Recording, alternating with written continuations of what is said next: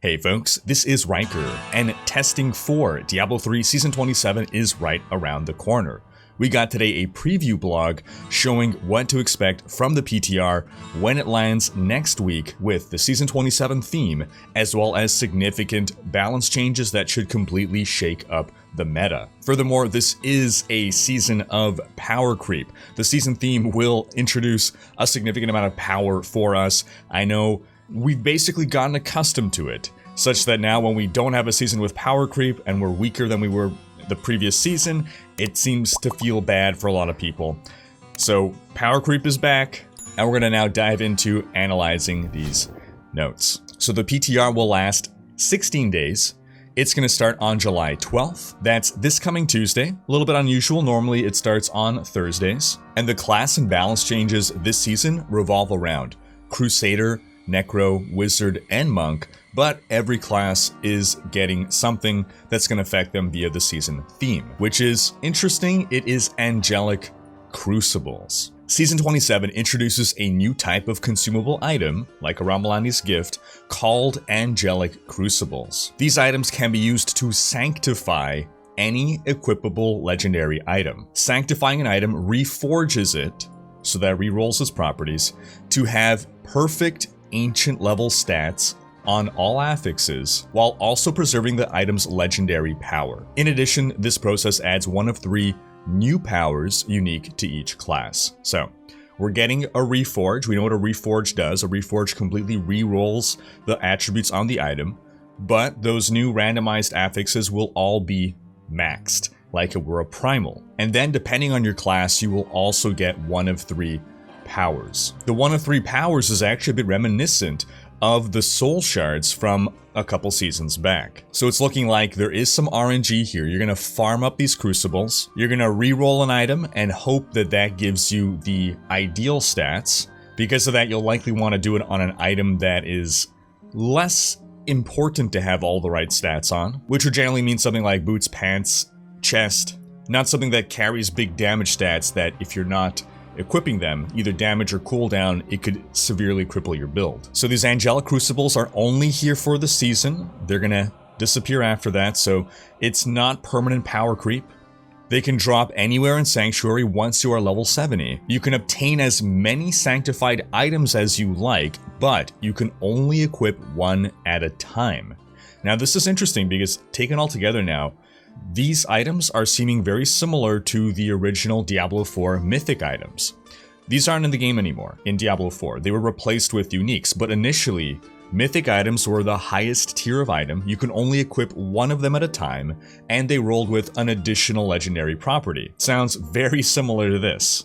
Now, if you have a sanctified item, you can sanctify it again by using another Angelic Crucible.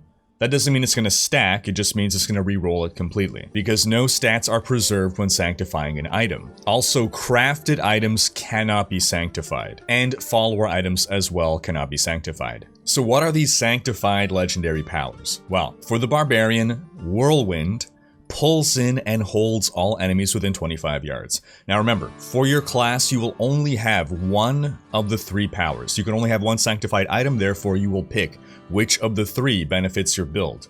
And this also effectively means that you will need to pick a build that will utilize one of these 3 things. So you're either going to be a Whirlwind Barbarian in the next season, and let's face it, most Barbarian players are. So pulling in and holding enemies, I can see that actually being very helpful for group play.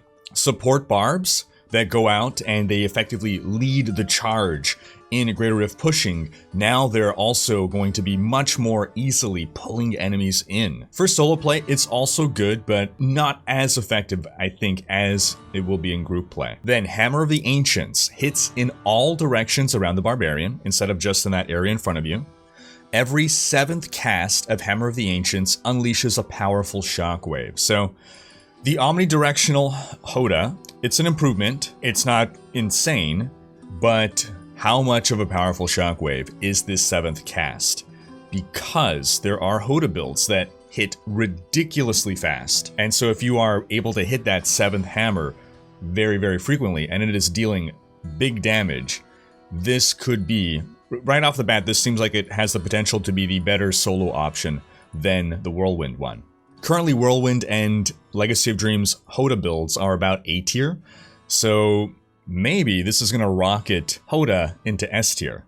But then we have hitting enemies generates stacks of Tempest Rhythm. Activating Wrath of the Berserker consumes 50 stacks of Tempest Rhythm and startles enemies within 16 yards, causing them to take 0.5% increased damage per stack for 10 seconds, max 100 stacks for a 50% damage buff. So there are certainly builds that will be able to benefit from this 100% of the time, which means 100% of the time they are dealing 50% more damage.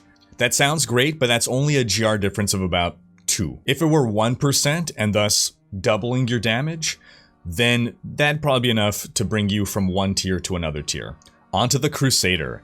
Blessed Hammer, which is a build that has not gotten love in a while, now crackles with energy, damaging enemies within 15 yards of its path.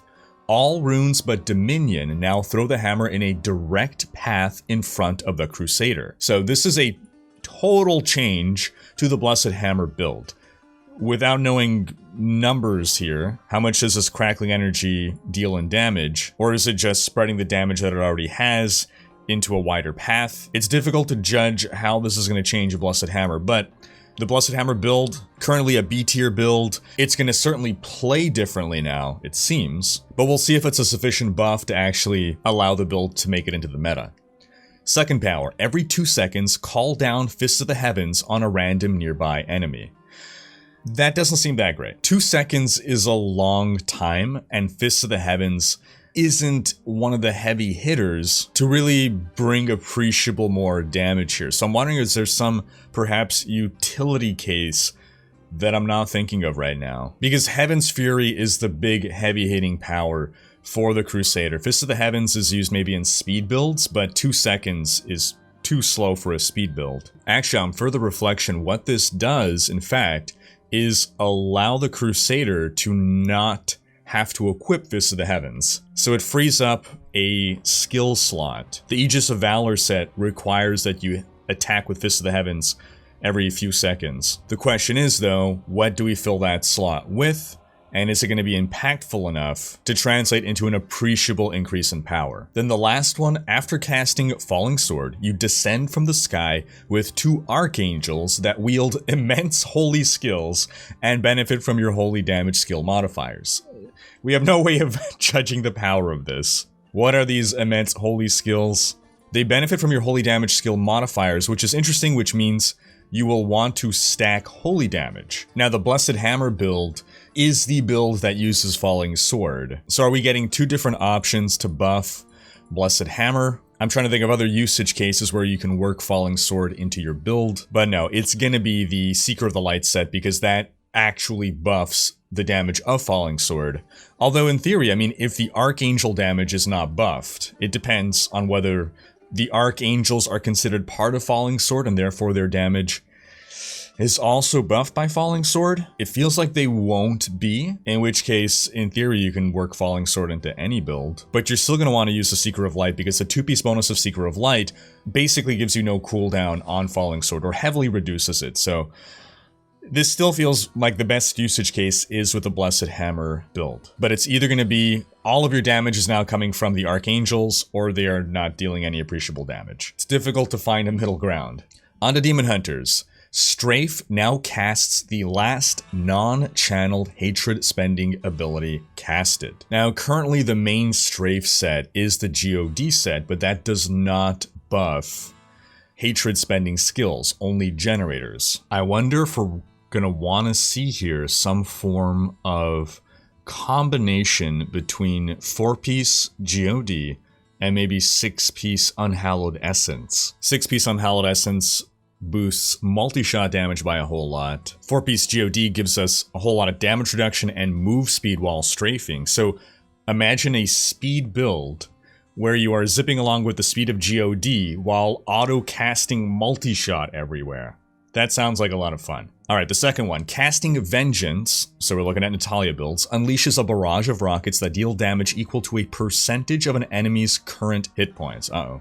The percentage per rocket is reduced if the enemy is an elite or boss. Oh, okay. This effect cannot occur more than once every 60 seconds. Hold on a second. Casting Vengeance deals a whole ton of damage equal to a percentage of an enemy's current hit points. The percentage per rocket is reduced if the enemy is an elite or a boss. This is so that we don't insta-gib the Rift Guardian. Okay, so it's every rocket. So it's launching multiple rockets, and each rocket deals a percentage of the enemy's life. But it also cannot occur more than once every 60 seconds. While it's difficult to know exactly without knowing the percentage per rocket and how many rockets, what this could do, in general, things that deal damage based on percentages of a monster's life can be broken. Limiting it to once per 60 seconds certainly helps to limit abuse, but in theory you get 4 of these guys in a party, and you can then trigger 4 within 1 minute. This either feels like it can easily fall into the territory of being useless or overpowered, and feels difficult to find that sweet spot in the middle, but we'll see. And the last one, Firing Cluster Arrow concentrates its explosive force into a piercing ray of light. So what does that mean?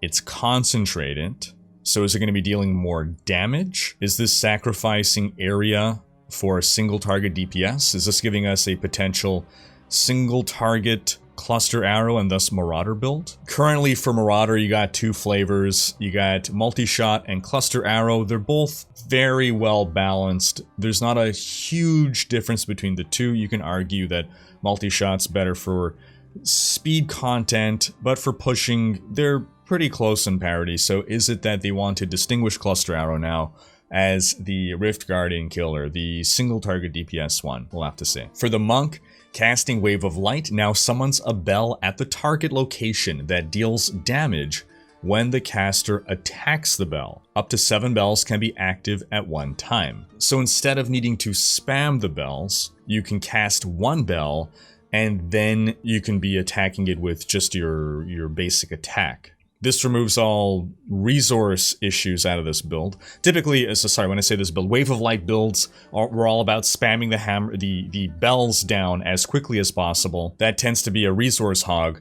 Now it's saying you spam 7 bells and then you're just hitting the bell, meaning you can then focus on building up insane attack speed. I'm a little confused by this one simply because Wave of Light is already the best build in the game, so it's looking like it's going to be the bester build in the game now. Basically, of the things to buff for Monk, it feels like they were underutilized things, but we'll see if there's any other balance changes here. All Way of the 100 Fist combo punches use the second stage combo punch. Okay, so Way of the 100 Fist has a number of runes where it says every 3rd hit does X. So it just sounds like it's going to always do X now. I think this makes the Assimilation rune a lot more useful. Assimilation is every 3rd enemy hit increases your damage by 5%, and this lasts 5 seconds. So now we're going to be stacking this 3 times faster. And because there's no limit to how many you can stack, in big density for GR pushing, this could potentially make a significant difference. This either works for the builds that use Way of the 100 Fists simply as a damage buff without being your damage dealer. It's also going to affect the Raiment Generator Monk, but that build is so far down, I don't see this being significantly powerful enough to make that build rise into the meta. Then the target of your 7-sided strike is barraged with spiritual punches for 15 seconds. This can only affect 1 enemy at a time. So, how much damage do these spiritual punches do? We don't know, but potentially Uliana Monk back on the menu, boys. The fact that it's only 1 enemy at a time suggests that this is going to therefore be a single target build. For the Necromancer, your golem now picks up corpses within 20 yards. Each corpse it stores allows you to cast any corpse spending ability with the max number of corpses consumed per cast. Whoa. With the max number of corpses consumed per cast. Up to 30 corpses can be stored. So first off, this is just great quality of life for the Necromancer. Part of the problem with builds that rely on corpses as a resource is you kill all the enemies in one area, their corpses are all there, you move on to the next area, now you don't have any corpses. You gotta find a way to generate new corpses to start your domino effect. So if you can somehow vacuum up those corpses and carry them along with you, it'd actually be really cool. Yeah, they can't do this, it's too much work, but imagine making a corpse wagon. Imagine the golem transforms into a little wagon, a cart with corpses that follows you along. That'd be pretty funny. Anyway, so some skills just use one corpse at a time. Others could, I guess, consume all your corpses. But this certainly helps with the heavily rotation-based gameplay of the Necromancer. It's going to be less reliant on waiting a full minute before you can cast Land of the Dead again and then get all your corpses back. Second one, enemies within 50 yards are constantly assaulted by Army of the Dead. Unconventional warfare while this item is equipped. This is big for Rathma. Rathma is an Army of the Dead build. You're basically rate limited by how often you can cast Army of the Dead. Now it's just constantly going off. This is the new Bone Storm. Now I don't recall what the uptime of Army of the Dead is in the Rathma build, but if it's 50%, then we're now moving to 100%, meaning that's doubling your damage, meaning that's jumping up into S tier. Lastly, hitting enemies with Death Nova 5 consecutive times adds a spirit that afflicts an enemy every 5th cast of Death Nova. Up to 3 spirits can be sent at a time. Without knowing what the spirit does or how much damage it does, it's difficult to know exactly what the impact of this is going to be. Right now, Death Nova is a C tier build, so potentially this can see it rise. No pun intended. But I'm not optimistic about this making it into the meta. Then for Witch Doctor, 5 seconds after casting Haunt, all haunted enemies within 50 yards are pulled to the Witch Doctor. Alright, that's nice grouping for sure. I see this being especially helpful for group play. Then Horrify becomes an aura that causes enemies to receive 15% more damage and deal 15% less damage in addition to its other effects. Well, it's a nice buff and it's nice to have it up all the time. Then lastly, your Gargantuan spreads Locust Swarm to any enemy within 16 yards and summons zombie dogs periodically.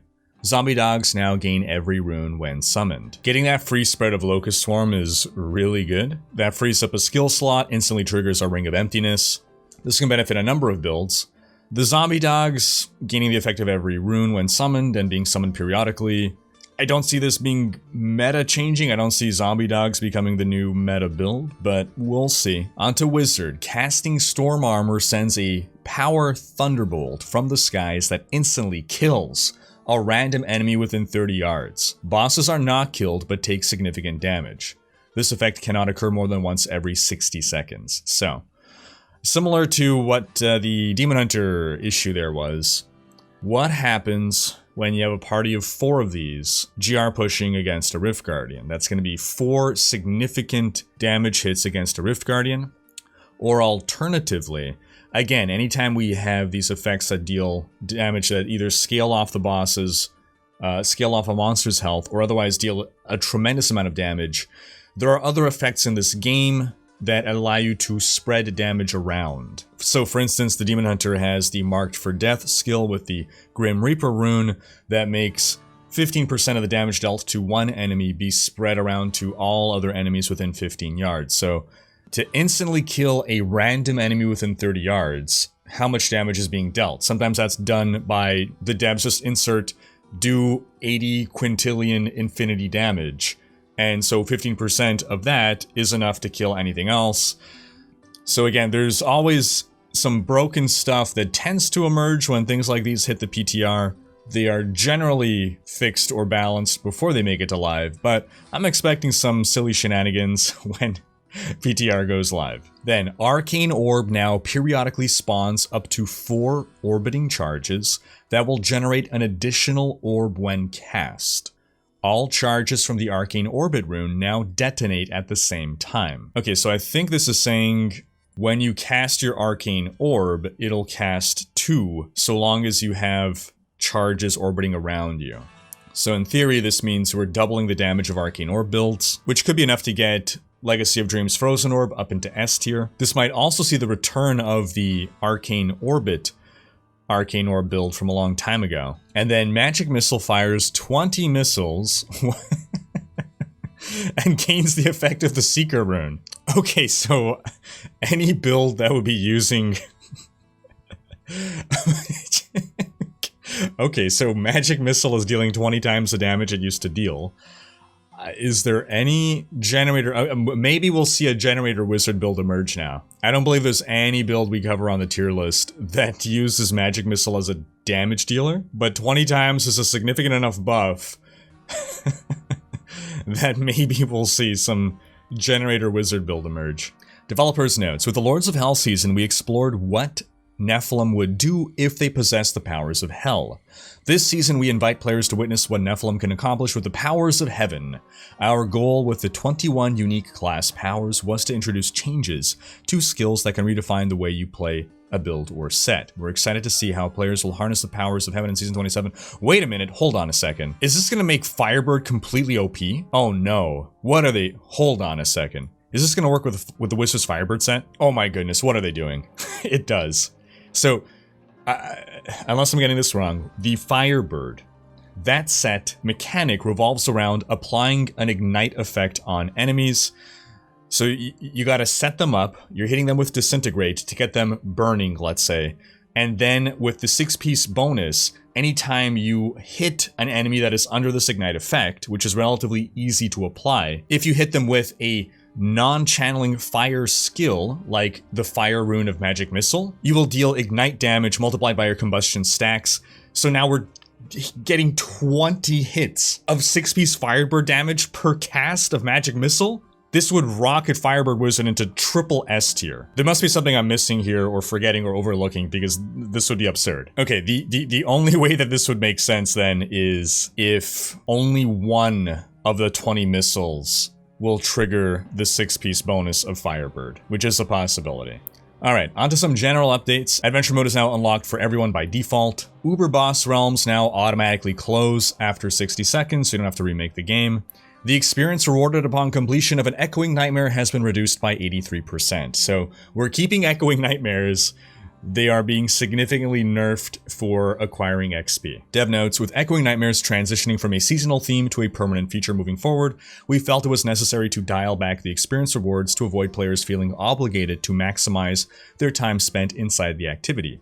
Our vision for Echoing Nightmare is to be a fun bonus activity like the Vault that serves as a good source of loot and augment materials. We've also made several changes to adventure mode and difficulty unlocks. These will align the Diablo 3 experience across all platforms for new players and should make it easier to jump into your preferred activity. Okay, well, it's nice that Echoing Nightmares are remaining a permanent feature of the game. There's still an easy way to acquire augments, especially early on, and it seems that'll be their primary purpose now. On to some item changes, because that's not all, folks. We still have balance changes coming. So, Guardian's Jeopardy, this is a crafted set. Your base vitality attribute from equipped items is increased by 50%. Now, this seems like it's good for a support build. Sometimes support builds, they tend to have more freedom in what items to equip because you're not focused on buffing any damage. 3-piece bonus, your base strength, dex, and intelligence attributes from equipped items are increased by 50%. Now, that could be significant to more than just support builds, in fact. A lot of damage derives from your primary attribute. I mean, that's the entire purpose of augments. It's to stack more main stat. I wonder if Guardian's Jeopardy will actually start to appear in some meta builds, in the same way that we saw Captain Crimson's start to do so. Onto the Crusader. Oh, they're changing the armor of a Khan. Judgment has no cooldown and gains the effect of every rune. This is a complete rework of Akan. Oh no. The Akan set used to be the Akarat Champion set. The 2-piece bonus reduced the resource cost of all skills by 50% while you were an Akarat's champion. So this is gonna impact all existing Akan builds. Okay, Judgment has no cooldown and gains the effect of every rune. I mean, that doesn't seem great. Judgment is on a 20-second cooldown and applies crowd control. You generally don't want to be spamming crowd control because monsters build up crowd control immunity the more you hit them with CC. So right away, this seems like a worse 2-piece bonus. 4-piece bonus, attacks from phalanx avatars. Reduce the cooldown of Akarat's champion by half a second. Okay, so there's still Akarats coming in here. Okay. And also apply condemn when attacking enemies that is affected by judgment. Okay, so this is the reason, I see. So we're keeping Condemn as part of Akan. Okay, that's good. I was a little sad. I'm like, but Akan Condemn was such a fun build in the past. Okay, so we still have Akan Condemn. And we're also bringing Phalanx back. Now, the Pony Satyr was one of my favorite builds in the past, where you would use Phalanx and shoot out ponies at people. So the previous 4-piece bonus of Akan just reduced the cooldown of Akarat's champion by 50%. This is actively making you have to work towards getting that cooldown, which is more interesting, right? It's active playstyle as opposed to a passive buff, but it is requiring now that you have to use phalanx avatars. And then the 6-piece, presumably that's the 6-piece. Oh no, never mind. Okay, this is a different item. Okay, so they're not touching the 6-piece. That said, without getting that, yeah, the 50% resource cost reduction, you can't really spam ponies. So it does seem like it's gonna be bowmen, right? So we have this other item, Eternal Union, increases the duration of summoned phalanx bowmen and bodyguard indefinitely. Well, hopefully this allows phalanx to return. As of right now, I don't know that it's enough power to make it meta, but it's gonna be better. Okay, so this is something to wrap your hand around here. So it seems like the damage will likely still be coming from Condemn, because you're applying Condemn when you are attacking enemies that are affected by Judgment, meaning you can rapid spam attack enemies under Judgment to apply Condemn faster and more frequently than ever before. Normally the Condemn build has a Condemn skill with no cooldown, but it is very resource thirsty. In this case, you can just use a generator to apply Condemn infinitely. It's difficult to judge how much of a buff this is. It's difficult to imagine it being enough to get into S tier, but fingers crossed. Our goal with the Armor of Khan rework is to narrow the focus of the set to give a distinctive identity, highlighting a fantasy where the Crusader is the Knight Commander, passing judgment on the enemies of the light. That's cool. Alright, Necromancer. Tragul's Avatar 2-piece bonus. Blood Rush and Siphon Blood gains the effect of every rune. So, first off, Trag rework, finally, well overdue. Alright, Blood Rush and Siphon Blood gain the effect of every rune. Your life-spending abilities no longer cost essence. 4-piece bonus. While at full life, your healing from skills is added to your max life for 45 seconds, up to 300% more. It used to be 100% more. So this is a significant buff right here. This is a lot more toughness. Now the 6-piece bonus, the 10,000 used to be 3,800. So this is a bit more than a doubling of our damage, which I don't think is enough to make Trags meta. We're currently C tier, will get up to be max A tier. However, let's see, maybe there's more to happen here. Iron Rose, attacking with Siphon Blood has a 100% chance to cast a free Blood Nova after cumulatively losing 10% of your max life, which will happen a lot with Traguls because all of our abilities cost life. Your Death Nova deals 40% increased damage for 60 seconds, stacking up to 10 times. Alright, so the new thing here is that big buff. We already were casting the Blood Nova for free, but now we're getting 400% increased damage. So this, combined with the Trags, I think this can make a Trags build S tier, in fact. The playstyle will be, though, you just Siphon Blood, and that's gonna burst your Blood Novas. And then we have Funerary Pick, Siphon Blood from 2 additional targets. Each target takes 300% increased damage from you. The bonus from Siphon Blood, Power Shift, is now 20% per stack and benefits all skills. So that 300% multiplier is new there, as well as the bonus from Siphon Blood Power Shift. So altogether, I think we might see an S tier Trag build emerge from this. The playstyle, though, does seem like it's going to be sit in place, channel, Siphon Blood. Dev notes, you wanted to recapture the Blood Necromancer fantasy of Tragul's Avatar and increase its effectiveness against single targets. Alright, Wizard is getting a Delzir rework. 2-piece bonus. Delzir currently sitting at about B tier. Okay, casting Arcane Orb, Energy Twister, Magic Missile, Shock Pulse, Spectral Blade, Electrocute Meteor, or Arcane Torrent also casts slow time at a target. So we've lost Explosive Blast from this list. We've also lost Wave of Force, but we have gained Electrocute, Meteor, and Arcane Torrent. Interesting. This effect will not trigger if the target is already inside a slow time bubble. That's also new. The cooldown of Teleport will reset while you're inside bubbles generated from this set or cast by you. Wait, hold on. Alright, they've completely changed what the 2-piece bonus does here. It used to be casting a number of skills would reduce the cooldown of slow time by 3 seconds. Now, it's casting any of these handful or wide selection of skills also casts slow time at a target. So we're automatically applying it, which is great. This effect will not trigger if the target is already inside a slow time bubble. That is very reasonable. The cooldown of Teleport will reset while you're inside bubbles generated from this set or cast by you. So literally free teleport as long as you're inside a slow time bubble. Nice. The 4-piece, you take 75% reduced damage.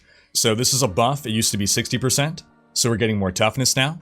And then the 6-piece bonus is staying the same. Okay, so we're getting some toughness and we're getting the ability to, I guess it's quality of life. We're applying those bubbles much more easily and basically free teleports. Then they're buffing the Crown of the Primus. Slow time gains the effect of every rune and permanently follows you. Oh, that's nice. So that means you will permanently be under the effect of the 4-piece and permanent teleport. It used to be that the Crown of the Primus simply gave you the effect of every rune, but following you around now, overall, this is quality of life updates to this set. I don't see this taking us to S tier. Maybe we'll get DMO up to A tier. All right, onto Tal Rasha's, a set that I did anticipate was going to be getting a rework, and it needs some love. Tal Rasha down in C tier.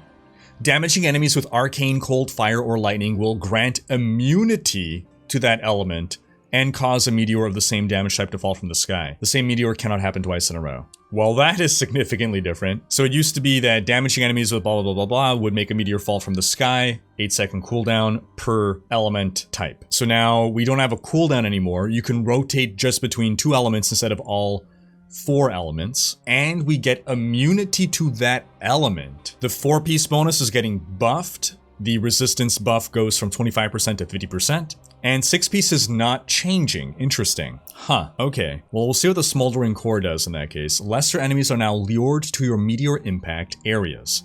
Meteors deal up to 50% increased damage on consecutive hits to the same target, stacking up to 10 times. So, at max, that's 500% increased damage. We're being pushed from the traditional Arcane Orb Tal Rasha build into a, well, a more old traditional Meteor Tal Rasha build. The Smoldering Core already lured enemies. Now we got the 500% damage buff. But I mean, you gotta be hitting the same target a lot of times to get that to stack up.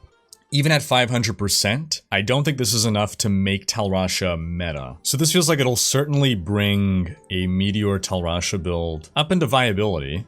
Maybe A tier? I wonder if this is enough. There's also some questions of how long does this immunity last?